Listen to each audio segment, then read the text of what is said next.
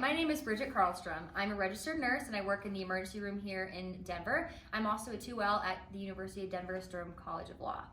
I'm doing a program with Learn Your Rights in Colorado, and part of this is helping members of the community know their constitutional rights.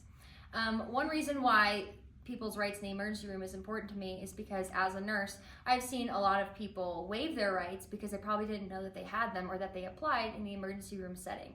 So today I'm going to talk to you a little bit about how to interact with law enforcement in the emergency room. So a lot of people in the emergency room are brought in police custody, but a lot of people in the emergency room, the police come and talk to them not in custody, and during these interactions, a lot of people end up making incriminating statements because they didn't know they did not have to talk to police officers. So we're going to go over what to do if a police officer is interrogating you in the emergency room. So the first thing that you should do if a police officer speaks to you in the emergency room is you should ask them, am I in custody? And the reason why you need to ask them is because the Supreme Court has found that law enforcement don't actually have to tell you explicitly if you're under arrest or if you're in custody. And the emergency room is a unique place because you can't really walk away if you're receiving medical care. And so you need to ask them, are you arresting me? Am I in custody? Because if you're not in protective custody or you're under a mental health hold or something of that variety, you can ask the police to leave your room because that's your private space. If you are in custody and you're under arrest, well then of course you're under arrest, but you need to make this clear beforehand. If you are in custody, then the police have to read you what we call your Miranda rights, and so if you ask them if you're in custody, then they'll have to tell you. The second thing you need to say, and this is the one that I see people personally all the time waive, is you need to tell the police, I want to remain silent.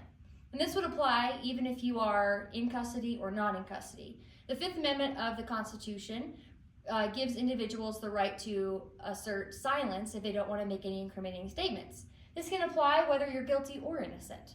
And your desire to stay silent cannot be used as an inference of guilt against you. So if you're in the emergency room and a police officer is asking you questions, you need to say, am I in custody? And then you need to say, I want to remain silent. Something I want to point out here that's unique in the emergency room versus outside in the real world is these rights need to be asserted against law enforcement. When it comes to your doctors and nurses and your care team, they aren't allowed to tell the police your private healthcare information without a court order to do so. So if the police ask you these questions, you need to tell them that I want to remain silent, and this is who this would apply to. Number 3, you need to say, I do not consent to you searching me or my stuff.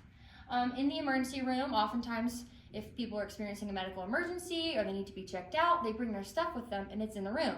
I can't tell you how many times I've seen police officers ask people to search their stuff in the hospital and people have just said yes. You don't have to do this, and you should tell them, I don't consent to you searching me or my things. Because that way, if they find incriminating evidence against you, they can't say to the court, oh, I had consent to do so. Number 4, you need to say, I want a lawyer. If you ask for a lawyer, the Constitution says that they have to provide you one if you're being charged criminally. And if you say this, then the police have to stop questioning right there and right then. And then lastly, you need to say, I want my parents. Now this is kind of unique because in the emergency room, if you're a minor, your doctors and nurses will have already asked you to reach out to your parents to consent to medical treatment and care.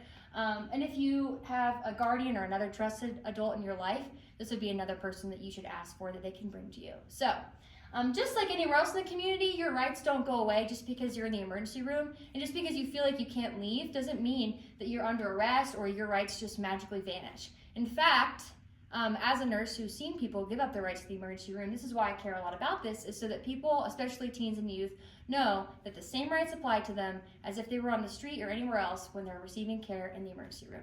I hope this was helpful.